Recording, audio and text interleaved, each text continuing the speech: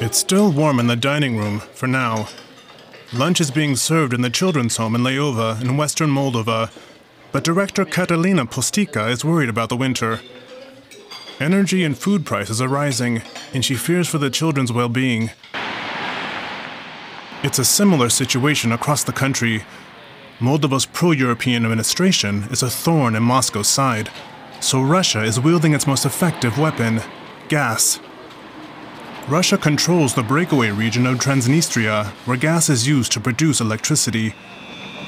Normally, this covers 2/3 of Moldova's power needs. Demand is high because the entire country uses electric heating. Even buses are electric. Now Russia has cut gas exports, claiming that Moldova has failed to make payments.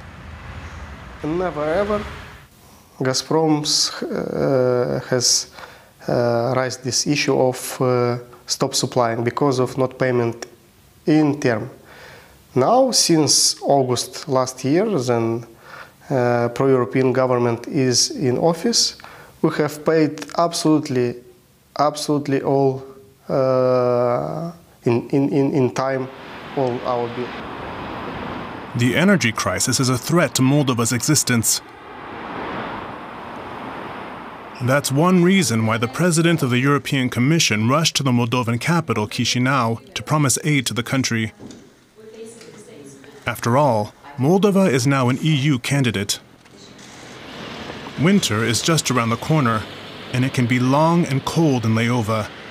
People here are already spending over half their income just on energy.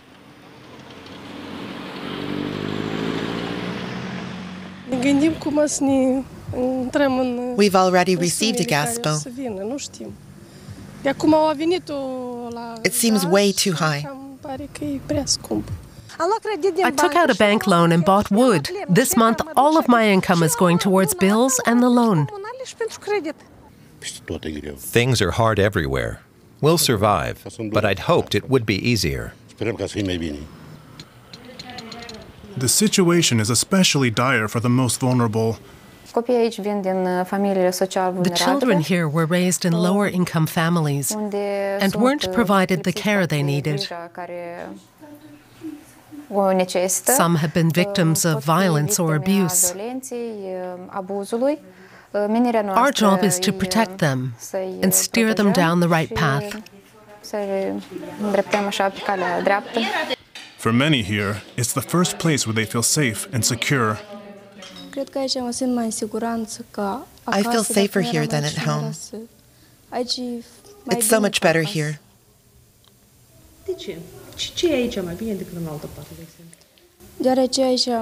I get regular meals and it's warm.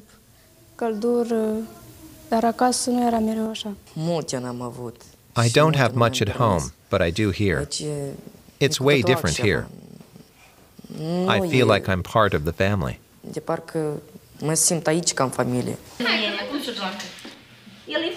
The director is used to getting by on a shoestring budget, but the war in neighboring Ukraine has made things much worse. A large share of their budget is now going to energy costs. We've been using electric heaters in the children's rooms. And here in the laundry room, we wash their clothes. But electricity prices have shot up so much since the summer. By now, we already have a deficit equivalent to 2 months of our budget. Leova's government wants to keep funding the children's home, but they're also worried.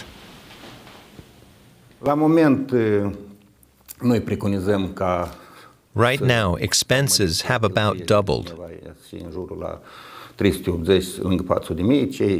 We're really doing everything we possibly can. We don't want the children to be forced to live in the cold. It can take a long time to find foster families for the children here. Catalina Postica wants to make sure they have a warm place to call home in the meantime.